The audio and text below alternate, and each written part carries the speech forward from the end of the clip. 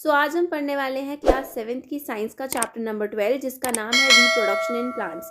हमने पढ़ना है पौधों में प्रजनन कैसे होता है। रिप्रोडक्शन का मतलब हुआ, री का मतलब क्या हुआ, अगेन एंड प्रोडक्शन का मतलब हो गया किसी चीज़ को प्रोड्यूस करना। हम दोबारा चीज़ों को कैसे प्रोड्यूस कर सकते हैं, और इसमें चीज़ें क्या है, प्लांट्स। मतलब इस चैप्टर में हमने पढ़ना है कि प्लांट्स कैसे रिप्रोड्यूस होते हैं, मतलब पौधों में प्रजनन कैसे होता है। अगर आप इस पिक्चर पे देखोगे जो यहाँ पे स्टार्टिंग में बनी हुई है, इसमें मैंने एक प्लांट लिया हुआ है ये वाला, और यहाँ पे क्या है, एक फ्लावर है। ठीक है, जो प्लांट है ये भी रिप्रोड्यूस कर रहा है। ठीक है, और फ्लावर क्या करता है, फ्लावर में कैसे रिप्रोडक्शन होती है, या फ्लावर क्या खुद एक रिप्रोडक्टिव पार्ट है, इसके बारे में हम इस चैप्टर में डिटेल में पढ़ेंगे। क्लियर?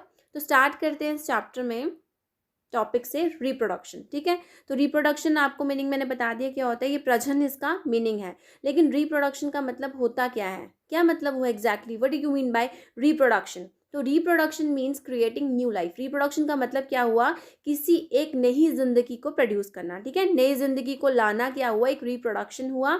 और जैसे कि हम देखो, हम लोग भी रिप्रोड्यूस करते हैं। आप लोग क्या हो, अपने पेरेंट्स के बच्चे हो, अपने मम्मा पापा के क्या हो, बच्चे हो। आपके मम्मा पापा की वजह से ही आप आए हो, इसका मतलब आपके मम्मा पापा ने रिप्रोडक्शन की है, तभी तो आप प्रोड्यूस हुए हो। तो आप क्या हो, यंग वंस हो, और आप बिल्कुल अपने किसकी कॉपी हो, अपने पेरेंट्स की कॉपी हो। वैसे ही एक डॉग, एक कैट, आगे जो इनके क्या होते हैं, ऑफस्प्रिंग्स होते हैं, जो इनके बच्चे होते हैं, ये बिल्कुल उन्हीं की तरह ही होते हैं। इसका मतलब रिप्रोडक्शन ज़रूरी है। अगर रिप्रोडक्शन नहीं होगी तो हमारी आगे प्रोजनी, हमारी लाइफ आगे कंटिन्यू नहीं हो पाएगी। क्योंकि जब एक ह्यूमन बीइंग की डेथ हो जाएगी या किसी भी एनिमल की डेथ हो जाएगी, तो आगे उसको कंटिन्यू कौन करेगा। अगर हम लोग रिप्रोडक्शन ही नहीं करेंगे तो वो स्पीशी तो वहीं पे ख़त्म हो गई। इसीलिए स्पीशी को कंटिन्यू रखने के लिए हम लोगों को क्या करना पड़ता है, रिप्रोडक्शन करनी पड़ती है। क्लियर? तो देखो टर्म्स क्या लिखी हुई हैं। Reproduction means creating new life. Reproduction का मतलब क्या हुआ, आपको क्रिएट करनी है, आपको बनानी है एक नई जिंदगी। ठीक है, producing young ones of their on kind. अगर एक एनिमल रिप्रोडक्शन कर रहा है तो उसका जो बेबी होगा, जिसका ऑफस्प्रिंग होगा, वो किसकी तरह होगा, उसके पेरेंट की तरह ही होगा, उसकी तरह ही होगा। अगर ह्यूमन बींग्स की बात करें तो ह्यूमन बींग का बेबी किसकी तरह होगा, डॉगी के बेबी की तरह नहीं होगा, सिर्फ ह्यूमन बींग के बेबी की तरह ही होगा। ठीक है, तो जो रिप्रोडक्शन टर्म है उसमें जो री वर्ड है उसका मतलब क्या हुआ, अगेन एंड प्रोडक्शन तो मीनिंग पता है, ये प्रोड्यूस करना, दोबारा प्रोड्यूस करना। उसी प्रोसेस को हम क्या बोलते हैं, रिप्रोडक्शन बोलते हैं। क्वेश्चन राइज होता है, why living organism needs to reproduce. ठीक है, लिविंग ऑर्गेनिज्म को क्या ज़रूरत है रिप्रोड्यूस करने की। तो ये सबसे इंपॉर्टेंट क्वेश्चन है कि क्यों ज़रूरत है रिप्रोडक्शन की। अगर रिप्रोडक्शन नहीं होगी तो क्या होगा। तो देखो यही मैंने आपको बताया कि reproduction is very important for the existence of life on earth. अगर हमें इस दुनिया में रहना है तो हमें रिप्रोडक्शन करनी ही होगी, क्योंकि अगर हम लोगों ने रिप्रोडक्शन बंद कर दी तो हमारे बाद कोई भी न्यू जनरेशन नहीं आएगी। ठीक है, तो हम लोग खत्म हो जाएंगे तो दुनिया ही खत्म मान लो। आगे आगे लाइफ ही नहीं होगी किसी की, तो रहेगा कौन यहाँ पे। ठीक है, if there would be no reproduce, अगर यहाँ पे कोई रिप्रोड्यूस नहीं करेगा, if they would not reproduce then after their death, अगर वो लोग मर जाएंगे, ठीक है, जैसे हम लोग ही हैं। ठीक है, अगर हम लोग रिप्रोड्यूस नहीं करेंगे तो हमारे बाद आगे न्यू जनरेशन तो कोई आएगी ही नहीं, and there would be no organism left, तो कोई जिंदा ही नहीं बचेगा, कोई ऑर्गेनिज्म ही नहीं बचेगा ना, तो लाइफ तो ऑटोमेटिकली खत्म हो जाएगी। इसीलिए इस प्रोजेनी को चलाने के लिए हम लोगों को क्या करना पड़ता है, रिप्रोडक्शन करनी पड़ती है, ताकि इन केस में अगर हम लोग मर जाएं तो आगे हमारे बेबी जो होंगे वो क्या करेंगे, इस प्रोजेनी को कंटिन्यू करेंगे। नहीं तो किसी को पता ही कैसे चलेगा कि ह्यूमंस भी कोई थे जो इस दुनिया में रहते थे। ठीक है, तो इसको कंटिन्यू करेंगे। फॉर एग्जाम्पल ह्यूमंस की एग्जाम्पल ना लेके आप बाकी एग्जाम्पल्स देख लो एनिमल्स की। जो एनिमल्स होते हैं, ठीक है, जैसे अगर आपने डॉगी रखा हुआ घर पे, ठीक है, डॉग तो सबके घर में होगा। अब डॉग आपने रखा, जब उसकी डेथ हो जाती है, मान लो अगर दुनिया में और कोई उसने रिप्रोडक्शन की नहीं होगी तो उसके पास कोई और डॉग होगा ही नहीं। जब एक डॉग मर गया आपके घर पे, वैसे जब सबने रखे होंगे डॉग्स, सबके डॉग मर जाएंगे। और अगर डॉग रिप्रोड्यूस ही नहीं करेंगे तो आप घर पे कोई डॉग रख ही नहीं पाओगे, क्योंकि रिप्रोडक्शन होगी ही नहीं, तो डेथ के बाद कोई ऑर्गेनिज्म बचेगा ही नहीं।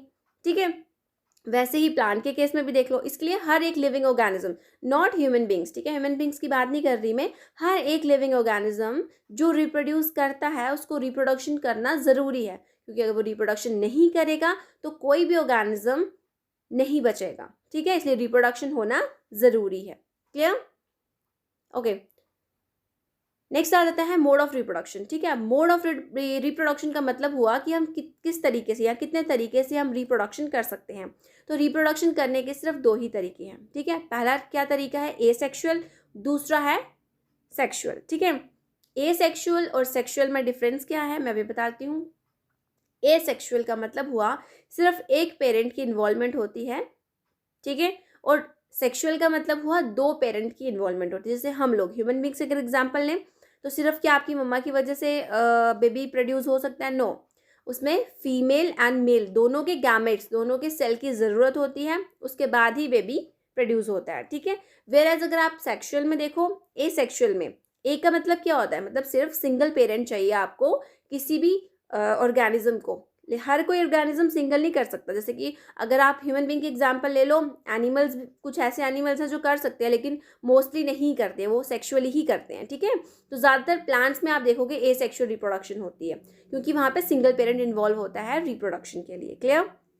अब हम पढ़ेंगे ए सेक्सुअल के बारे में कि ए सेक्सुअल क्या होता है। तो देखो, in asexual reproduction new individual is produce from single parent. नया इंडिविजुअल प्रोड्यूस होता है लेकिन किससे होता है, सिंगल पेरेंट से, और इसमें जो हमारा सीड होता है, जो बीज होता है, इसकी प्रोडक्शन नहीं होती है। देखो, जैसे कि मैं आपको एग्जांपल देती हूँ, आपके घर पे जब भी कोई क्रॉप लगाते हैं तो आप क्या करते हो, बीज ले लेते हो ना। जैसे कि अगर आपको लेडी फिंगर लगानी है तो आप लेडी फिंगर का सीड लेके आओगे और सीड को लगाओगे और थोड़ी देर बाद देखोगे प्लांट ग्रो हो जाएगा। लेकिन ये बोल रहा है कि जब सीड इंक्लूड होता है आपके प्रोसेस में, इसका मतलब वो सेक्सुअल है। ठीक है, लेकिन जब आप सीड के बिना एक नया ऑर्गेनिज्म को प्रोड्यूस कर रहे हो तो उसे हम ए सेक्सुअल रिप्रोडक्शन बोलेंगे। अब आपके दिमाग में बड़े इंटरेस्टिंग क्वेश्चंस क्रिएट हो रहे होंगे, जैसे कि अगर सीड ही नहीं है तो प्लांट कैसे मल्टीपल हो सकता है, मतलब कैसे वो आगे रिप्रोडक्शन कर सकता है। क्लियर? मतलब क्या हो सकता है, उसमें क्या होगा, क्योंकि देखो फ्लोर का कंसेप्ट इसमें इंक्लूड होगा। ठीक है, क्योंकि जो भी ऑर्गेनिज्म सेक्सुअली रिप्रोड्यूस करेगा उसके लिए फ्लोर बहुत ज़रूरी है। फ्लोर में ही उसके सेक्सुअल पार्ट्स होते हैं। ठीक है, जैसे फीमेल हो गया, मेल हो गया। अगर फ्लोर कोई प्लांट नहीं कर रहा है क्रिएट, इसका मतलब कुछ ना कुछ प्रॉब्लम है। ठीक है, ऐसा नहीं है कि बिना फ्लोर के भी नहीं कर सकते, इसमें भी आगे क्या आएंगे, कंसेप्ट आएंगे, हम देखेंगे कि किसमें किसके थ्रू हो सकता है। ठीक है, लेकिन मोस्टली जो फ्लोर होता है वो किसके लिए होता है, एक रिप्रोडक्टिव पार्ट है, मतलब रिप्रोडक्शन जो हो रही है वो एक फ्लोर के थ्रू ही हो सकती है। क्लियर? तो यहाँ पे हम बात करेंगे इसके मेथड से। ठीक है, मेथड की बात करते हैं तो ए सेक्सुअल रिप्रोडक्शन के जो मेथड्स हैं वो 6 टाइप के, मतलब 6 मेथड से एक प्लांट जो है, क्योंकि ये चैप्टर हम प्लांट के बारे में पढ़ रहे हैं तो एनिमल्स और ह्यूमन्स की बात हम इसमें नहीं करेंगे। ठीक है, तो ए सेक्सुअल रिप्रोडक्शन के जो मेथड है, इसमें जो पहला मेथड है उसका नाम है फिशन बाइनरी, या फिर आप इसको बाइनरी फिशन भी बोल सकते हैं या मल्टीपल फिशन भी बोल सकते हैं। नाम से ही पता चल रहा है बाइनरी फिशन, फिशन का मतलब होता है ब्रेकडाउन। ठीक है, तो टूट रहा है कोई चीज़ ऑटोमेटिकली, जब कोई चीज़ टूटेगी इसका मतलब वो आगे आगे और ज़्यादा ग्रो होती जाएगी। बडिंग क्या होती है इसके बारे में हम पढ़ेंगे। फ्रेगमेंटेशन क्या होती है, स्पोर फॉर्मेशन क्या होता है, रीजनरेशन, इन सब के बारे में हम वन वन करके पढ़ेंगे। क्लियर? तो स्टार्ट करते हैं हम बाइनरी फिशन से। तो बाइनरी फिशन क्या होता है, देखो बाइनरी फिशन क्या होता है, इस मेथड में एक ऑर्गेनिज्म बिल्कुल 2 हिस्सों में बराबर का क्या होता है, डिवाइड हो जाता है। ठीक है, फिर जब आगे वो डिवाइड हो गया वो फर्दर आगे डिवाइड होगा, ऐसे करते करते ये चेन कंटिन्यू होगी। ठीक है, तो देखो क्या लिखा हुआ है, in this method organism divide into almost 2 equal halves. लगभग करीबन अगर आप देख लो, अगर ये एक ऑर्गेनिज्म है, ये क्या होगा, ब्रेक होगा 2 पार्ट्स में। ठीक है, ऐसे ब्रेक होगा, फिर जो ये वाला ऑर्गेनिज्म है ये फर्दर ब्रेक होगा, ये वाला भी फर्दर ब्रेक होगा, फिर आगे ये फर्दर ब्रेक होगा। ऐसे करते करते देखो मल्टीपल क्या हो रही है, फिजन हो रही है इसमें। तो ये यहाँ पे लिखा हुआ है। इसमें देखो मेन चीज़ क्या होती है, जब भी कोई एक ऑर्गेनिज्म ब्रेक डाउन होता है, ठीक है, तो उसका न्यूक्लियस उसकी बॉडी में होता है। पता है आपको सेल के अंदर न्यूक्लियस जरूरी होता है, तो न्यूक्लियस डिवाइड होता है पहले। देखो जैसे यहाँ पे एक न्यूक्लियस यहाँ पे है, लेकिन जब ये डिवीजन कर रहा है तो देखो उसका न्यूक्लियस भी क्या हो रहा है, डिवाइड हो रहा है। जब ये यहाँ से ब्रेक डाउन कर रहा है तो न्यूक्लियस देखो, और लास्ट में जब 2 में डिवाइड हो रहा है, जैसे इसके पास न्यूक्लियस जब डिवाइड होंगे तो इसके पास भी न्यूक्लियस होगा, इसके पास भी होगा। जब ये डिवाइड कर रहे हैं सबके पास अपना अपना न्यूक्लियस होगा। क्लियर? जब ये आगे डिवाइड होंगे उनके पास भी न्यूक्लियस होगा, इसका मतलब न्यूक्लियस भी डिवाइड होता है। और इसकी एग्जाम्पल अगर आप ले लो तो बैक्टीरिया है, फंजाई है, एल्गे है, और ये सब ऑर्गेनिज्म, जैसे कि आपका ये एक बन गया यहाँ पे प्रोडक्ट, यहाँ पे भी एक ऑर्गेनिज्म न्यू ऑर्गेनिज्म बन गया। अभी ये ऑटोमेटिकली जब भी एक ये डिवाइड होंगे तो ये बिल्कुल ग्रो नहीं हो पाएंगे। ठीक है, तो ये छोटे साइज़ के होंगे। जब भी इनको इनकी न्यूट्रिशन कंडीशंस मिलेंगी, जैसे हम लोग बेबी होता है हमारे जो ह्यूमन बींग का बेबी है, उसको क्या चाहिए होता है, मिल्क चाहिए होता है, उसको बिल्कुल प्रॉपर डाइट चाहिए होती है, तो वो ग्रो करेगा ना। वैसे इन लोगों को भी जब इनकी प्रॉपर डाइट मिलती है तो ये फुल साइज़ में आते हैं, अपने ग्रो करते हैं। उसके बाद जब इनको पता है ये मैच्योर हो गया है, ये फर्दर डिवाइड करना शुरू हो जाते हैं, ठीक है। जैसे इस प्रोसेस में डिवाइड हुआ, फर्दर ये आगे और डिवाइड हो जाएंगे। क्लियर? तो यही कंसेप्ट है किसका, बाइनरी फिशन का। अब आपको समझ आया बाइनरी फिशन में कैसे, बाइनरी फिशन में रिप्रोडक्शन कैसे हो रही है। एक प्रोसेस है जिससे हम रिप्रोडक्शन हो रही है, पर हो रही कैसे है ये हमने इसमें देख लिया। क्लियर? अब इसी का जो सेकंड स्टेप है वो देखिए, बडिंग। ठीक है, बडिंग एक ऐसा प्रोसेस है, देखो बड का मतलब नाम आपने सुना होगा, बड, है ना। जैसे ये एक प्लांट है मान लो, ठीक है। बड का मतलब ऐसे सुना है, इतना सा कोई छोटा सा टुकड़ा बड, है ना। जैसे अगर ये नहीं मानना है तो एक और चीज़ मान लो बड के लिए। जैसे मान लो यही कुछ है ना, तो ये कुछ ऐसा इलोंगेट हो जाता है, यहाँ पे बड का फॉर्मेशन, है ना। कुछ इस टाइप का नाम आपने सुना होगा बडिंग में। तो बडिंग क्या होता है, budding is a commonly observed in, अगर आप देखो तो कॉमनली आप कहाँ पे देखोगे इसे, ईस्ट में देखोगे, जो एक सिंगल सेल ऑर्गेनिज्म है। सिंगल सेल ऑर्गेनिज्म पता है आपको, जो एक ही सेल से मिलकर बना हुआ होता है। इसमें क्या होता है, एक स्मॉल लाइक प्रोजेक्शन, देखो मैंने आपको वही बोला, जैसे ये है यहाँ पे ईस्ट है, तो इस कैसे करके बल्ब लाइक प्रोजेक्शन हो जाएगा। और यहाँ पे क्या होगा, बट यहाँ पे न्यूक्लियस, मैंने कहा न्यूक्लियस तो पक्का ही डिवाइड होगा, ठीक है। तो यहाँ पे क्या होगा, इसे बाहर ये लॉन्गेट हो जाएगा। जैसे कि मान लो ये है, तो इसके साथ ऐसे एक अलग से पार्ट, जिसे हम बड बोलते हैं, ये निकलना शुरू हो जाएगी, ठीक है। तो होगा क्या, न्यूक्लियस तो दो पार्ट्स में डिवाइड हो गई होगी, तो एक जो है वो किसके पास चले जाएगी, बड के पास न्यूक्लियस चली जाएगी, दूसरी उसके पेरेंट सेल में ही रहेगी। फिर वो बड क्या करेगा, वो नीचे उस पेरेंट सेल से गिर जाएगा नीचे, मतलब ये यहाँ से डिटैच हो जाएगा। इसको दूसरे यहाँ से करती हूँ, ठीक है। तो ये क्या करेगा, यहाँ से डिटैच हो जाएगा, मतलब यहाँ से गिर के नीचे गिर जाएगा। फिर जब इसको फेवरेबल, अर्थ पे गिरा, जब इसको फेवरेबल कंडीशंस मिलेंगी तो ये ऑटोमेटिकली क्या हो जाएगा, ग्रो हो जाएगा।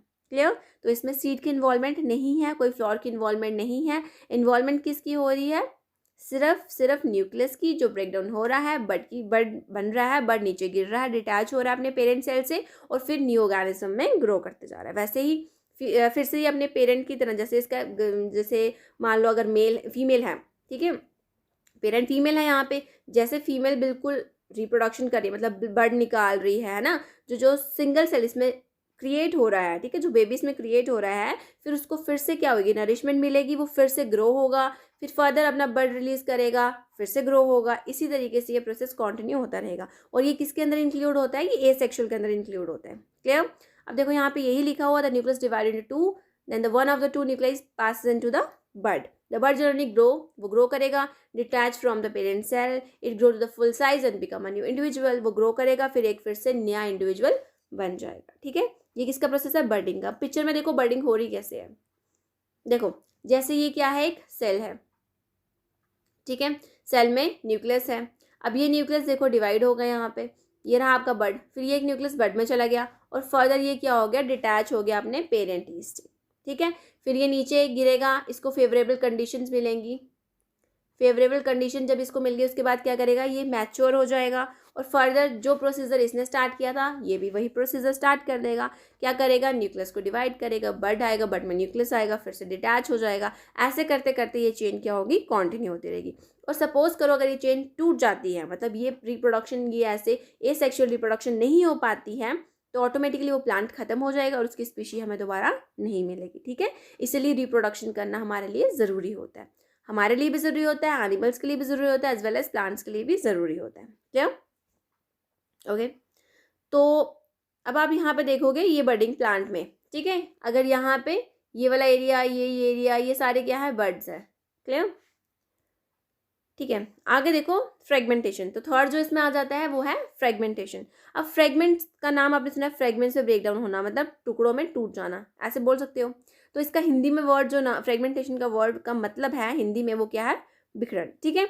तो होता क्या है, स्लाइमी ग्रीन पैचेस, मतलब आपने देखा होगा ग्रीन कलर के पैचेस होते हैं, कहाँ पे, पॉन्ड्स में, ठीक है, जिसे हम एल्गे बोलते हैं, ऐसे करके पैचेस होते हैं। जब इनको न्यूट्रिएंट्स मिलते हैं तो ये एल्गे क्या करता है, ग्रो करता है, बढ़ता है, और जब ये पूरा मैच्योर हो जाता है तो ये फ्रेगमेंट्स में टूटना शुरू कर देता है। क्लियर? ब्रेक इनटू टू और more fragments and these fragments are grow into new individual. जैसे कि ये एक फ्रेगमेंट है ना, ये क्या कर रहा है, ब्रेक हो रहा है। देखो दो फ्रेगमेंट्स बना दिए, एक ये वाला और ये वाला, फिर ये ग्रो करेगा, ये फर्दर आगे 2 बना लेगा, ये भी आगे 2 बना लेगा। ऐसे करते करते क्या होगा, इनकी चेन कंटिन्यू होगी और ऐसे करके अपने न्यू ऑर्गेनिज्म बनाते जाएंगे। ठीक है, तो ये जो प्रोसीजर है ये क्या है, फ्रेगमेंटेशन। ये मेथड क्या है, फ्रेगमेंटेशन है। और मोस्टली ये एग्जाम्पल हमने ली है यहाँ पे, किसकी ली हुई है, एल्गे की ली हुई है, जो क्या है पॉन्ड्स में मिलते हैं हमें। क्लियर? ओके, तो नेक्स्ट जो इसमें आ जाता है वो आता है स्पोर फॉर्मेशन। अब स्पोर फॉर्मेशन में क्या होता है, आप देखोगे कभी भी एक प्लांट होता है उसमें कुछ इस तरीके का होता है, इसे स्पोरेंजियम बोलते हैं। ठीक है, तो जो स्पोरेंजियम है जब ये बर्स्ट होता है, जब ये फटता है तो ये स्पोर बना देता है, छोटे छोटे छोटे छोटे स्पोर। ठीक है, और जैसे ही विंड चलती है तो ये स्पोर्स उड़ने लगते हैं, क्योंकि ये लाइट वेटेड होते हैं, ये ग्राउंड पे गिरेंगे, इनको फेवरेबल कंडीशंस मिलेंगी और ये क्या कर लेंगे, ग्रो कर लेंगे। ठीक है, तो ये सब किसका प्रोसीजर है, ये स्पोर फॉर्मेशन का प्रोसीजर है, क्या करने का, रिप्रोडक्शन करने का। ठीक है, तो इसके बारे में हम पढ़ेंगे। देखो इसमें क्या लिखा है, in non flowering plant like, अगर नॉन फ्लावरिंग, मुझे मैंने आपको बता दिया कि ये सब में अभी तक हमने फ्लावर नहीं देखा। ठीक है, क्योंकि ये सारे के सारे क्या हैं, एसेक्सुअली प्रोड्यूस कर रहे हैं। तो यहाँ पे भी यही लिखा है स्टार्टिंग की लाइन में, in non flowering plants. Non flowering plants कौन कौन से हैं, फंजाई है, फर्न्स है, मॉसेस है।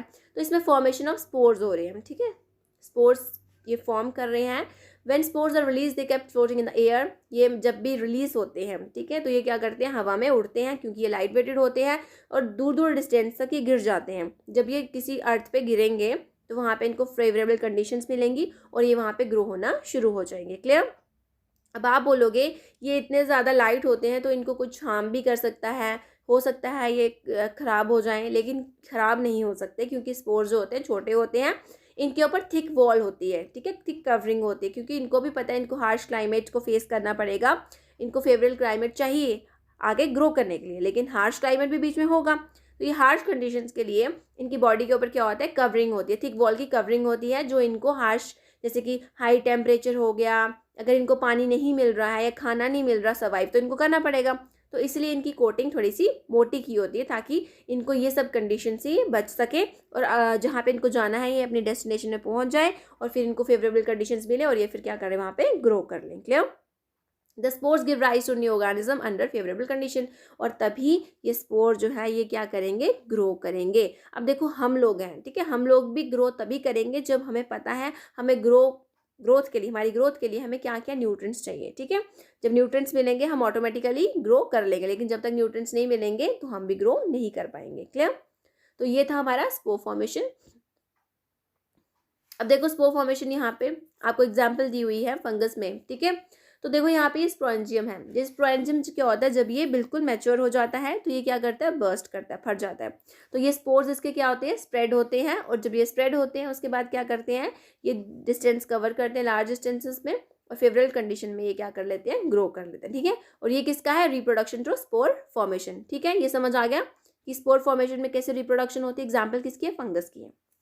नेक्स्ट की तरफ मूव करते हैं, रीजेनरेशन। रीजेनरेशन टर्म आपने पहले भी सुनी होगी, आपने देखा होगा जो आपके घर पे लिजर्ड होती है, ठीक है, अगर उसकी टेल, उसकी पूंछ अगर कट जाए तो वो मरती नहीं है, और आप देखोगे उसकी पूंछ अलग से ऐसे ऐसे करके मूवमेंट करती है, और आप थोड़े टाइम बाद देखोगे अगर आपके घर में वही लिजर्ड होगी उसकी टेल अपने आप आ जाएगी। इसी प्रोसेस को हम क्या बोलते हैं, रीजनरेशन बोलते हैं।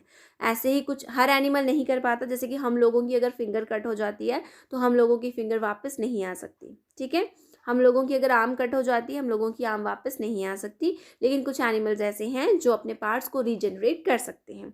वैसे ही हम इधर एनिमल्स के रिस्पेक्ट में नहीं पढ़ रहे हैं, हम प्लांट्स के रिस्पेक्ट में पढ़ रहे हैं। तो हमने देखना कि कौन से ऐसे प्लांट हैं जो रीजनरेशन कर सकते हैं। देखो अब आप खुद इमेजिन करो, जब आप किसी ट्री के पास जाते हो, इमेजिन क्या कर रहे हो, आप खुद भी एक्सपेरिमेंट कर सकते हो। जब आप किसी ट्री के पास जाओगे, आप उसके पत्ते को तोड़ते हो, आप थोड़े टाइम बाद उसी पत्ते को दोबारा ऑब्जर्व करना, वो खुद ब खुद रीजनरेट हो जाता है, वो पूरा फुल पत्ता हो जाता है। ठीक है, आप किसी ब्रांच को तोड़ते हो, वहाँ पे थोड़े टाइम बाद खुद ब्रांच आ जाएगी। ठीक है, इसका मतलब क्या हुआ, प्लांट्स भी रीजनरेट करता है। ठीक है, जो उसके पार्ट्स थोड़े से डैमेज हो जाते हैं, रिपेयर उसको वो प्लांट खुद करता है। तो ये यहाँ पे लिखा हुआ है, the ability of living things to repair themselves और ग्रो लॉस्ट। अब वो एबिलिटी एक लिविंग ऑर्गेनिज्म में है जिससे वो क्या कर सकता है, अपने डैमेज पार्ट को रिपेयर भी कर सकता है, या जो उसके लॉस्ट मतलब जो खो चुके हैं उन पार्ट्स को वो क्या कर सकता है, दोबारा ग्रो भी कर सकता है। और इसी प्रोसेस को हम क्या बोलते हैं, रीजनरेशन। ठीक है। री का मतलब होगा दोबारा, और जनरेशन तो पता है जनरेट करना, ठीक है। तो दोबारा से जनरेट करना अपने लॉस्ट वाले पार्ट्स को, या फिर रिपेयर करना उनको, इसी प्रोसेस को हम क्या बोलते हैं, रीजनरेशन बोलते हैं। Clear. New cells grow to replace damage. अब न्यू सेल्स को आना पड़ेगा, ग्रो करना पड़ेगा। क्यों करना पड़ेगा? क्योंकि पुराने वालों को उसको रिप्लेस करना है जो डैमेज हो चुके हैं। Clear. Plants have a greater power of, अब देखो एज कम्पेयर टू, अगर हम एनिमल्स की बात करें, प्लांट्स की रिपेयरिंग पावर सबसे ज़्यादा है, ठीक है। सारे लिविंग ऑर्गेनिजम्स में प्लांट्स की रिपेयरिंग पावर सबसे ज़्यादा है as compare to human beings and animals. अब एक इम्पॉर्टेंट नोट यहाँ पे मैंने लिखा हुआ है, आपको ये चीज़ पता होनी चाहिए कि आप जितनी ज़्यादा टाइम आप अपने हैंड वॉश करोगे, आपके हैंड के ऊपर जो हैंड स्किन सेल्स होते हैं, उतने ज़्यादा ये क्या होते हैं, क्या हो जाते हैं, लॉस्ट हो जाते हैं, ठीक है, ये ख़त्म हो जाते हैं। लेकिन आपके हैंड्स के पास क्या है, ये कैपेसिटी है कि वो इनको दोबारा रीजनरेट कर सकते हैं, ठीक है। तो आपके क्या होते हैं, न्यू स्किन सेल्स आना शुरू हो जाते हैं। क्लियर। कब आते हैं, याद रखना, जब भी आप हैंड वॉश करते हो आपके हाथों से सेल्स रिलीज होते हैं। देखो आपको पता होना चाहिए कि जब कोविड के केस, अब तो कोविड चल रहा है ना, तो कोविड में बार बार ये क्यों बोलते हैं, बार बार अपने हैंड वॉश करो, हैंड वॉश करो, क्योंकि आपके हैंड के ऊपर कोविड होगा तो वो आपके जितने ज़्यादा आप उसको वॉश करोगे वो निकल जाएगा, ठीक है। इसका मतलब आपके सेल्स में है वो, आप उनको वॉश करोगे, आपके सेल्स निकल रहे हैं वहाँ से, क्योंकि वो सेल में है, ठीक है। तो वो रीजनरेट भी तो कर रही है ना आपकी, ऐसा नहीं है ना, अगर आप सेल खत्म हो जाएंगे आपके स्किन के, तो फिर तो आपकी बॉडी स्किन पत्ती होने शुरू हो जाएगी, ठीक है। इसीलिए ये क्या, ऐसा नहीं होता, हमारी स्किन भी क्या करती है, रीजनरेट करती है, ठीक है। तो यही लिखा हुआ है, every time you wash your hands you wash off 100 of skin cells, ठीक है। जब भी आप अपने हैंड वॉश करते हो तो आप 100 ऑफ स्किन सेल को क्या कर देते हो, धो देते हो उनके साथ। New skin cells are always being regenerated, तो न्यू सेल्स आपके जो स्किन के सेल्स हैं वो क्या करते हैं, टाइम टू टाइम रीजनरेट होते रहते हैं। क्लियर। और इसका लास्ट वाला जो है उसका नाम है वेजिटेटिव प्रोपोगेशन, ठीक है। वेजिटेटिव प्रोपोगेशन में क्या होता है, कुछ ऐसे वेजिटेटिव पार्ट्स होते हैं जिसके थ्रू रिप्रोडक्शन होती है, जैसे कि उसकी स्टेम हो गई, उसके रूट्स हो गए, उसके लीव्स हो गए, ठीक है। देखो अभी तक हमने जितने भी पढ़े, अभी तक हमने पढ़ लिए हैं 5, ये लास्ट है हमारा वेजिटेटिव प्रोपोगेशन। और अभी तक हमने प्लांट में फ्लावर का नाम नहीं सुना। इसका मतलब जो फ्लावर है वो किससे लिंक्ड है, सेक्सुअल रिप्रोडक्शन से, क्योंकि उसमें मेल प्लस फीमेल पार्ट्स आ रहे हैं। क्लियर। वहाँ पे सेल और गैमेट्स की बात हो रही है, यहाँ पे अभी तक गैमेट्स की बात नहीं हुई है, इसीलिए ये सारे किसके अंदर इंक्लूडेड है, एसेक्सुअल रिप्रोडक्शन में। क्लियर। अब देखो वेजिटेटिव प्रोपोगेशन के बारे में हम पढ़ेंगे। This is an asexual method of reproduction in plants where vegetative parts, देखो वेजिटेटिव पार्ट्स क्या होते हैं, जिनसे ग्रोथ हो सकती है, ठीक है। वेजिटेटिव पार्ट्स जैसे कि हम यहाँ पे नाम लिखे हुए हैं, देखो रूट्स है, स्टेम है, लीव्स है, इनकी वजह से ही प्लांट ग्रो हो सकता है। जैसे कि किसी के रूट्स से ग्रोथ हो सकती है, किसी के लीव से ग्रोथ हो सकती है, किसी की स्टेम से हो सकती है। अब हमने यही पढ़ना है कि ऐसे कौन से प्लांट है जिसके रूट से ग्रोथ होगी, और होगी कैसे, एग्जैक्टली ये भी तो पढ़ना पड़ेगा ना आपको, एग्जैक्टली हो कैसे रही है, ऐसे तो हमें पता ही नहीं चलेगा। तो इसीलिए हमें इसको डिटेल में थोड़ा सा पढ़ना पड़ेगा। तो सबसे पहले हम स्टार्ट करेंगे vegetative propagation by roots. Roots में, रूट से कैसे ग्रोथ होगी, ठीक है। एक न्यू ऑर्गेनिज्म, एक न्यू प्लांट कैसे ग्रो होगा आपके रूट से। तो देखो एग्जाम्पल यहाँ पे लिखी हुई है, स्वीट पोटैटो ले लो या दलिया ले लो, ठीक है। इसकी जो स्वॉलन रूट्स होती हैं वो प्रेजेंट होती हैं इन लोगों में, है ना। अब आपको बात की गई है रूट्स की, ध्यान से सुनना, रूट्स कहाँ होती हैं, ग्राउंड के नीचे। And new plants arise from this swollen, जब भी आप क्या करोगे, ये जो आपके पोटैटो है इनको निकालोगे, ठीक है, क्योंकि ये ऑलरेडी रूट्स हैं लेकिन आप इनको खाते हो, ठीक है। तो जब आप इनको निकाल लोगे, जैसे ज़्यादा प्रोडक्शन में आपने किया, जब आपको दोबारा इनको लगाना होगा तो आप क्या करोगे, इन्हीं रूट्स को दोबारा डालोगे या कट करके डालोगे, ये दोबारा क्या करेंगे, ग्रो कर जाएंगे। इसका मतलब अगर आपके पास रूट्स होंगी, रूट्स मतलब देखो पोटैटो आप खाते हो, दलिया आप खाते हो, तो उन्हीं को दोबारा बरीड करोगे अगर आप ग्राउंड में, तो ऑटोमेटिकली आपका न्यू प्लांट ग्रो हो जाएगा। इसका मतलब इन्वॉल्वमेंट हुई किसी की सीड की या फ्लावर की, no, there is no involvement of seed और फ्लावर, ठीक है, दोनों की इन्वॉल्वमेंट नहीं हुई है। अगर हम बात करें यहाँ पे, देखो इसमें दिखा हुआ है यहाँ पे, ये रही इसकी बड, ठीक है, और ये रहे इसके स्वॉलन रूट्स, और इसी को ही हम यूज करते हैं आगे न्यू प्लांट को ग्रो करने के लिए। क्लियर। और ये किसकी एग्जाम्पल है यहाँ पे, ये है स्वीट पोटैटो की, ठीक है। सो नेक्स्ट देखो वेजिटेटिव प्रोपोगेशन बाय स्टेम। अगर हम स्टेम की बात करें तो देखो यहाँ पे पोटैटो की एग्जाम्पल ली हुई है, जिंजर की एग्जाम्पल ली हुई है, जिंजर पता है आपको क्या होता है, ठीक है, और शुगर केन की एग्जाम्पल ली हुई है। ये तीनों की एग्जाम्पल में क्या बताया हुआ, देखो जो हमारा पोटैटो होता है उसकी जो वो स्टेम है, ठीक है, रूट्स नीचे हैं, रूट्स मतलब अगर पोटैटो होता अंडरग्राउंड ही है लेकिन रूट्स उसकी अंदर हैं, ठीक है, और साथ में इसको स्टेम बोला गया है और इसके ऊपर प्लांट लगा होता है, जैसे यहाँ पे प्लांट लगा हुआ दिखा है, क्लियर।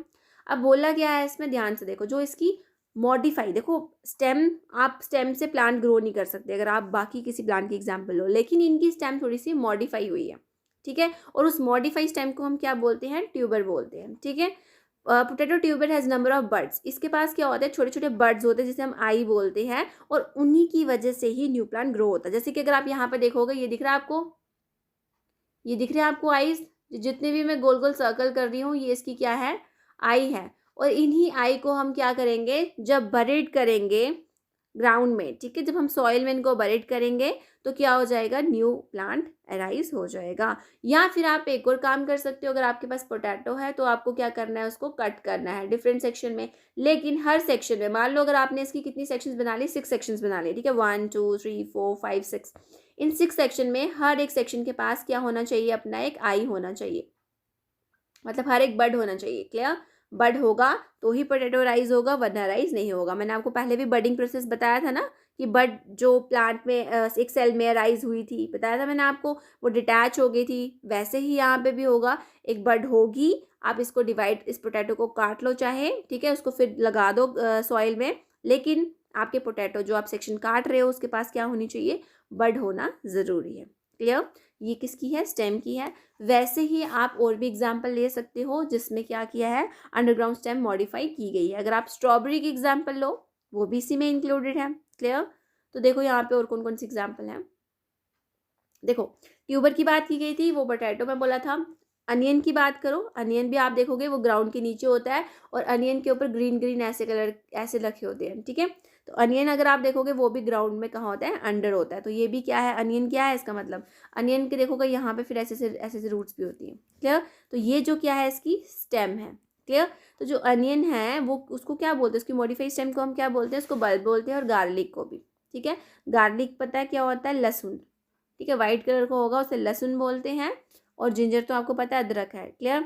और जो जिंजर और टर्मरिक है, टर्मरिक हल्दी होती है, ये दोनों की जो मॉडिफाई स्टेम है इसे हम क्या बोलते हैं, राइजोम बोलते हैं, क्लियर। और अगर हम स्ट्रॉबेरी की बात करें, इसकी जो मॉडिफाई स्टेम है इसे हम क्या बोलते हैं, रनर्स बोलते हैं। देखो यहाँ पे पिक्चर में मैंने दिखाया भी आपको, होता है कि जैसे स्ट्रॉबेरी प्लांट ग्रो हुआ है, ये दिख रही है आपको यहाँ पे जिसको मैं मार्क कर रही हूँ, ठीक है, ये इसकी क्या है, स्टेम है। अब ये क्या होगा, ये बरीड हो जाएगी कहाँ पे, लेकिन यहाँ से ये क्या हो जाएगी, बरीड हो जाएगी कहाँ पे, सॉइल में। और यहाँ से अगर आप इसको तोड़ भी देते हो तो न्यू प्लांट यहाँ पे जनरेट हो गया। वैसे ही इसके रनर्स ऐसे से फैलते जाते हैं, अगर आप उसको ब्रेक कर दोगे या कंटिन्यू भी रखोगे तो ऐसे ऐसे करके न्यू प्लांट क्या हो जाएगा, ग्रो होते जाएगा।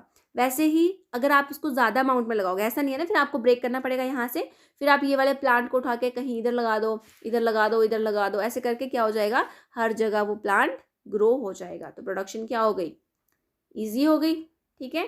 तो ये किसके केस में बताया मैंने आपको, ये केस बताया मैंने आपको स्ट्रॉबेरी के केस में, जिसमें क्या होता है, मॉडिफाइड। देखो यही चीज़ इंपॉर्टेंट है, यहाँ पे आपको पता लगाना पड़ेगा, ये चीज़ याद रखनी पड़ेगी कि किसका मॉडिफाइड स्टेम क्या है। जैसे कि पोटैटो का ट्यूबर है, अनियन और गार्लिक का बल्ब्स है, जिंजर और टर्मरिक का राइजोम है, और स्ट्रॉबेरी का रनर है, ठीक है। ये आपको याद रखना है, इस टेबल को अच्छे से पढ़ लेना, क्लियर। ओके, मूव करते हैं वेजिटेटिव प्रोपोगेशन बाय लीव्स। अब हमने स्टेम का पढ़ लिया, हमने रूट्स का पढ़ लिया, अब हम पढ़ेंगे लीव्स का, ठीक है। मान लो अगर आपके पास कोई प्लांट है, उसका लीफ आपके पास सिर्फ है, सिर्फ एक पत्ता, ठीक है। अगर आप पत्ते से एक नया प्लांट ग्रो करना चाहो, आप कर सकते हो, नो इन्वॉल्वमेंट ऑफ फ्लावर और योर, क्या बोला था मैंने, और क्या चीज़ चाहिए था, स्टेम, स्टेम नो, सीड, ठीक है। ना ही आपको सीड की ज़रूरत है और ना ही आपको फ्लावर की ज़रूरत है, इन दोनों के बिना ही अभी तक काम चल रहा है और रिप्रोडक्शन हो रही है।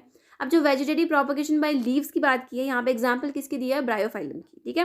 ब्रायोफाइलम में क्या हुआ, देखो ये इसका लीफ लिया हुआ यहाँ पे, और यहाँ पे बड दिख रहे हैं आपको, ये बड जितने भी मैं मार्क कर रही हूँ, ये बड क्या होंगे, प्रोड्यूस करेंगे न्यू प्लांट को, ठीक है। इस पत्ते को, इस लीफ को अगर आप बरी कर दोगे, ठीक है, किसमें, सॉइल में, तो ऑटोमेटिकली जितने बर्ड्स हैं वहाँ से न्यू न्यू प्लांट ग्रो होना शुरू हो जाएगा, ठीक है। तो ये किसकी एग्जाम्पल है, ब्रायोफाइलम एक एग्जाम्पल है किसकी, वेजिटेटिव प्रोपोगेशन बाय लीव्स। अब देखो यहाँ पे लिखा गया है some plants have leaves that contain bud. कुछ ऐसे प्लांट्स होते हैं जिनके पास क्या होता है, अपना बड होता है। कुछ ऐसे पत्ते हैं जिनके पास बड होता है और वही बड आगे क्या हो जाते हैं, डेवलप हो जाते हैं न्यू प्लांट में, ठीक है। If a leaf of this plant fall on the moist, अगर मान लो आप खुद से इसको नहीं लगा रहे हो और इसका पत्ता अचानक से गिर जाए कहीं नीचे, ठीक है, गिर के किसी मॉइस्ट का मतलब हो गया जिसमें थोड़ा सा वाटर की भी क्वांटिटी हो, ठीक है, वाटर का अमाउंट हो। अगर ये वाटर वाली सॉइल में गिर जाता है, सूखी वाली नहीं, थोड़ी मॉइस्ट हो, ठीक है, तो क्या होगा, हर एक बर्ड एक नया प्लांट अराइज कर देगा।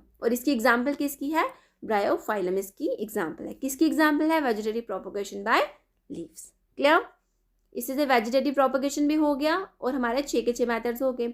अब हम पढ़ना चाहते हैं कि जो हम ये वेजिटेटिव रिप्रोडक्शन पढ़ रहे हैं इसकी ज़रूरत क्या है, क्या एडवांटेजेस हैं इसकी वेजिटेटिव रिप्रोडक्शन की, हम क्यों कर रहे हैं वेजिटेटिव रिप्रोडक्शन, क्यों कर रहे हैं। देखो पहली बात तो इसमें सीड की इन्वॉल्वमेंट होती नहीं है ना, सीडलेस प्लांट हम क्रिएट कर सकते हैं। दूसरा, अगर हम एक सीड को ग्रो करेंगे, है ना, पहली बात तो उसको 3-4 दिन वो बाहर ही नहीं आएगा उसका प्लांट, फिर वो थोड़ा सा ग्रो करेगा, फिर वो कहीं जाके कितना बड़ा प्लांट होगा, ठीक है। लेकिन अगर हम वेजिटेटिव प्रोपोगेशन से किसी चीज़ को प्रोड्यूस करते हैं तो वो कम टाइम लेगा ग्रो करने में, ठीक है, तो ये क्या करेगा, कम टाइम लेगा। दूसरा, इसमें सीड्स नहीं होंगे। तीसरी बात क्या है, जो भी इसका ऑफस्प्रिंग होगा, जो भी इसका न्यू प्लांट क्रिएट होगा पेरेंट से, वो बिल्कुल उसी की ही कॉपी होगा, ठीक है। The plant reproduce by this method are identical copies of their parents and show no variation. जैसे मदर होगी वैसे ही उसका ऑफस्प्रिंग भी प्रोड्यूस होगा, ठीक है, वैसे उसका प्लांट न्यू इंडिविजुअल प्रोड्यूस होगा। अब इसमें एग्जाम्पल अगर आप ले लोगे कौन कौन से प्लांट्स ऐसा करते हैं, तो बनाना की एग्जाम्पल ले लो, sugar cane, sweet potato, rose, jasmine do not produce vibe, ये सीड्स को प्रोड्यूस नहीं करते हैं। बनाना एक ऐसा फ्रूट है जिसका सीड नहीं होता, आपको पता है, आप उसका छिलका उतार के खाते हो, उसका सीड नहीं होता। तो बनाना हो गया, स्वीट पोटैटो का कोई सीड है नहीं है, शुगर केन गन्ना आप खाते हो, कोई सीड है उसमें नहीं है, रोज़ ले लो, जासमिन ले लो, इनके कोई सीड्स नहीं होते हैं और इसी ये किसके थ्रू रिप्रोड्यूस होते हैं, वेजिटेटिव रिप्रोडक्शन से, ठीक है। And such plants can be easily grown by this method, और इजिली ये ग्रो कर लेते हैं, इसलिए ये किसके अंदर इंक्लूड होते हैं, हमारे वेजिटेटिव रिप्रोडक्शन के, ठीक है। तो ये सारे एग्जाम्पल्स, ये सारे मेथड्स किसके अंदर इंक्लूड है, बेसिकली एसेक्सुअल रिप्रोडक्शन में, जिसमें कि गैमेट्स की इन्वॉल्वमेंट नहीं हो रही है, सिंगल पेरेंट से ही न्यू इंडिविजुअल प्रोड्यूस हो रहा है। क्लियर, अब हम पढ़ेंगे, ये तो था ना कि खुद ही हो रहा है, मतलब आप अगर इसमें नहीं कोई इन्वॉल्वमेंट करोगे तब भी बाय विंड ऐसे मीडियम्स है जिनके थ्रू ये ट्रांसफ़र हो सकते हैं, ठीक है। लेकिन जैसे कि अगर मैंने आपको बोला बर्ड था, बर्ड डिटैच हो गया टाइम पीरियड से, ठीक है, फ्रैगमेंटेशन के थ्रू ये डिवीजन कर रहे हैं। अगर इसका ब्रायोफाइलम की एग्जांपल ली थी, प्लांट अगर इसका सॉइल में गिर रहा है तो ये वहाँ से प्रोडक्शन शुरू कर देगा, ठीक है। अगर हम पोटैटो ले रहे हैं, ऑटोमेटिकली कोई पोटैटो की बर्ड नीचे गिर जाती है, वहाँ से भी रिप्रोडक्शन होती है। अब हमने पढ़ना है कि हम आर्टिफिशली क्या इन चीज़ों को कर सकते हैं, क्या आर्टिफिशली हम रिप्रोडक्शन कर सकते हैं, तो यही हमने पढ़ना है कि कर सकते हैं, ठीक है। इसके भी 4 मेथड्स हैं, वही देखना हम कैसे कैसे करेंगे। देखो artificial methods of vegetative propagation कैसे हो सकती है, कटिंग। आपने एग्जांपल मैं आपको भी बता देती हूँ, अगर आपके घर में रोज़ प्लांट होगा तो रोज़ प्लांट का कोई सीड नहीं लगता, ना ही अगर आप उसका फ्लोर उतारोगे, फ्लोर को लगाओगे, उससे भी वो नहीं लगेगा, ठीक है। अब आपके दिमाग में ये क्वेश्चन आ रहा होगा कि इधर तो फ्लोर आ गया अब हमारा, तो इसमें तो सेक्सुअल रिप्रोडक्शन होनी चाहिए, पर ऐसा नहीं होता, ठीक है। जो ये हमारा रोज़ है, ये क्या है, हमारा रोज़ जो है ये रिप्रोड्यूस करता है कैसे, मगर कटिंग से बिल्कुल, कटिंग से कैसे, जैसे आप रोज़ का सीड नहीं लगाते हो, या रोज़ का आप रोज़ संभाल के रखते हो फिर उसको बड़ी करते हो सॉइल में, नहीं ऐसा भी नहीं होता, ठीक है। तो रोज़ की क्या की जाती है, स्टेम को काटा जाता है और उसी स्टेम को आप लगा दोगे, थोड़ा टाइम बाद उसमें से फ्लावर निकलना शुरू हो जाएगा, ठीक है। तो ये एक मेथड है आर्टिफिशियल जिससे हम वेजिटेटिव प्रोपोगेशन कर सकते हैं। दूसरा आ जाता है लेयरिंग क्या होता है, अभी हम पढ़ेंगे इसमें लेयरिंग क्या होता है। उसके बाद आ जाता है ग्राफ्टिंग क्या होता है, ये भी हम पढ़ेंगे। टिश्यू कल्चर क्या होता है, इसको भी हम पढ़ेंगे क्या होता है। तो स्टार्ट करेंगे कटिंग से, ठीक है। तो कटिंग मैंने भी आपको बता दिया क्या होगा, जैसे कि एक प्लांट यहाँ पे लगा हुआ है, अगर आप इसकी स्टेम को काट रहे हो यहाँ से और यही सेम स्टेम आप यहाँ पे लगा रहे हो, तो थोड़े टाइम बाद इसमें फ्लावर्स आना शुरू हो जाएंगे, ठीक है, ये ग्रो होना शुरू हो जाएगा। तो यही लिखा हुआ है। कटिंग और शॉर्ट लेंथ ऑफ प्लांट, जब आप कट करते हो एक छोटे से लेंथ के प्लांट को, when remove or place in the soil with suitable conditions, जब इसको एक प्रॉपर कंडीशन मिलेंगे जैसे कि वाटर, सनलाइट, ठीक है, तो ये ऑटोमेटिकली क्या हो जाएगा, अपने रूट्स को, अपने लीव्स को ग्रो करना शुरू हो जाएगा और एक इंडिपेंडेंट प्लांट में ग्रो हो जाएगा। एग्जाम्पल आपको मैंने बता दी है कौन कौन सी है, रोज, कैक्टस, शुगर केन। ठीक है, जो रोज है ये सिमिलर एग्जाम्पल है, अगर आप शुगर केन की एग्जाम्पल होगे वो भी यही होगी। और कैक्टस का अगर एक छोटा सा पार्ट भी नीचे गिर जाता है, ठीक है, ऐसे तो कटिंग से हो सकता है, लेकिन अगर आप बिना कटिंग भी कैक्टस को रखते और कैक्टस का कोई भी छोटा सा पार्ट अगर नीचे गिर जाएगा तो उससे भी रिप्रोडक्शन वो खुद ही कर लेगा, न्यू ऑर्गेनिज्म मतलब न्यू प्लांट में वो खुद ही रिप्रोड्यूस हो जाएगा। क्लियर। उसके बाद सेकेंड इसमें आ जाता है लेयरिंग। ठीक है, तो लेयरिंग में क्या होता है, आपने बड़े ज़्यादा प्लांट्स इसे देखे होंगे, अभी मैंने स्ट्रॉबेरी की एग्जांपल दी थी इसमें रनर वाली, ऐसे इसकी क्या होती है, टहनी नीचे गिर जाती है इसके, यहाँ फिर आप इसको बेल कह सकते हो। ठीक है, ये नीचे गिरेंगी, ये सॉइल में बरी हो जाएंगी, इसको फिर बीच से कट कर दो, फिर आगे उठा के दूसरी आगे कर दो, फिर से यही सेम प्रोसीजर आगे के जाती जाएंगी और ये क्या करती है, ऐसे ऐसे फैलती जाती है। मतलब अगर आपके पास एक प्लांट होगा, आप जब वो उसको वो भरी हो जाता है सॉइल के अंदर, आगे से कट करके आगे और ज़्यादा ग्रो कर सकते हो। ठीक है, तो यहाँ पे यही लिखा हुआ है the lower branch of the stem is bent. इसका लोअर पार्ट क्या होता है, बेंट होता है, so that a part of the stem is buried in the soil, ताकि इसका कुछ पार्ट कहाँ पे बरीड हो जाए, सॉइल के अंदर बरीड हो जाए। The growing tip remains above the, देखो जो टिप होगी वो इसके यहाँ से ऊपर से ग्रो कर रही होगी, वैसे जब ये आगे ग्रो करेगा ये ऐसे होगा, इसकी ये छोटी सी टिप यहाँ ग्रो कर रही होगी, ये सॉइल के अंदर भरी होगी, फिर यहाँ से काट के इसको ले लो, है ना, ऐसे करके हम इसको क्या कर सकते हैं, डिटैच कर सकते हैं। आगे लिखा हुआ है यहाँ पे, now this plant can be cut from the parent plant and planted as an independent plant. इसको पेरेंट प्लांट से कट कर दो। अब ऐसे मान लो कि अगर ये आपका प्लांट आपके घर पे लगा हो और आपको अपनी फ्रेंड को देना हो इसे ग्रो करने के लिए, तो आप पूरा प्लांट नहीं दोगे ना, तो आप क्या करोगे, इतने से सेक्शन को काटोगे यहाँ ऊपर से और उसको दे दोगे, जब उसका रनर आगे ग्रो करेगा और फिर वो आगे इस प्लांट को किसी और फ्रेंड को दे सकती है, ऐसे ये चेन कंटिन्यू होगी और ये ग्रोथ होती रहेगी। क्लियर। एग्जाम्पल इसमें स्ट्रॉबेरी और जासमिन की है। अब नेक्स्ट पढ़ेंगे इसमें थर्ड वाला जिसका नाम है ग्राफ्टिंग। देखो ग्राफ्टिंग एक ऐसा प्रोसीजर है जिसमें हम क्या करते हैं, कट करके प्लांट्स को ज्वाइन करते हैं और फिर उसकी रिप्रोडक्शन होती है। ठीक है, अब होती कैसे वो हम देखो, desire plant is drive from two parent individual, जो हम प्लांट हमें चाहिए वो दो इंडिविजुअल से मिलकर बन रहा है। अब आप बोलोगे इसमें गैमेट्स इन्वॉल्व है, नो, इसमें कटिंग इन्वॉल्व है। कटिंग क्या होगी, देखो एक प्लांट ये है, दूसरा प्लांट ये है, ठीक है, मान लो ये जो भी ऊपर तक ग्रो हो रहा है, आप क्या करोगे, इसको काटोगे यहाँ से, इसको भी यहाँ से काटोगे, इसका ये वाला पार्ट इधर लगा दो, इसका ये वाला पार्ट इधर लगा दो।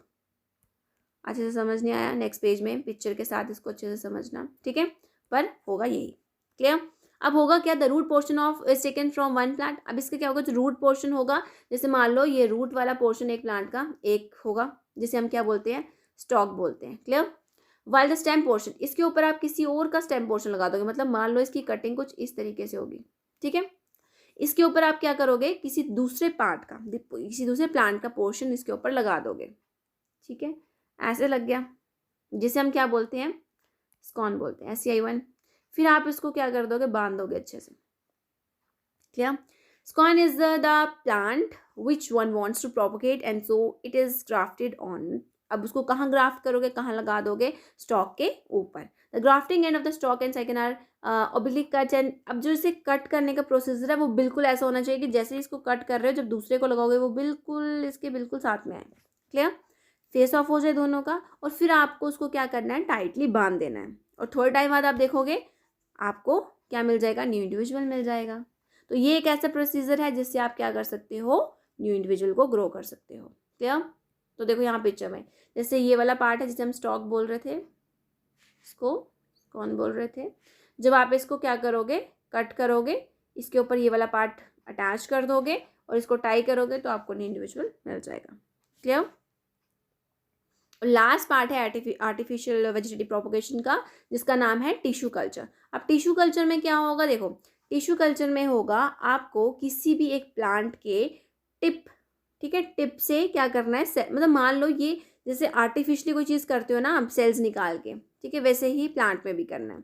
अब होगा क्या, देखो in this method a tissue is taken from the tip of the plant as it is compose of undifferentiated and immature rapidly dividing cell. ठीक है, आपको क्या करना है, प्लांट में से एक छोटा सा टिश्यू ले लेना है। Clear. The tissues grow into suitable medium containing. अब देखो जैसे हम लोगों को जैसे किसी चीज़ को ग्रो करवाना होता है, जैसे बेबी को ही ग्रो करवाना होता है, हम क्या देते हैं उसको प्रॉपर न्यूट्रिएंट्स देते हैं, उसको प्रॉपर हार्मोन्स देते हैं ताकि वो टाइम से क्या हो जाए, मैच्योर हो जाए। वैसे ही जो हमने टिश्यू लिया होगा उसको हम क्या करेंगे, एक सूटेबल न्यूट्रिएंट्स प्रोवाइड करेंगे और हार्मोन्स प्रोवाइड करेंगे। The tissue grow into an organised. अब वो टिश्यू थोड़ा सा ग्रो होगा, उस ग्रोइंग जो ग्रो जिस पार्ट में वो हो गया उसे हम कैलस बोलते हैं, ठीक है। Small parts of this callus and put it another medium. अब क्या करना है, जिस मीडियम में आपने इसको हार्मोन्स दिए थे, न्यूट्रिएंट्स दिए थे, उससे वो टिश्यू क्या बना, कैलस बना, ठीक है। अब थोड़े टाइम बाद कुछ उसका पोर्शन जो है small part of this callus क्या करना है आपको, उसको अलग से रखना है मीडियम में, और उससे क्या फॉर्मेशन हो जाएगी, प्लांटलेट्स की। Clear. The plantlets can be transplanted into the soil. अब उस प्लांटलेट को वो मतलब बन चुका है, आपको क्या करना है, अब उसको डायरेक्टली सॉइल में डाल देना है। और इस टेक्निक को जो प्रोसीजर हमने पढ़ा, टिश्यू कल्चर, कहाँ से हमने टिश्यू को उठाया, फिर उसको पूरा प्रॉपर मीडियम जिसके हार्मोन्स दिए, न्यूट्रिएंट्स दिए, और वो किस में ग्रो हो गया, कैलस में।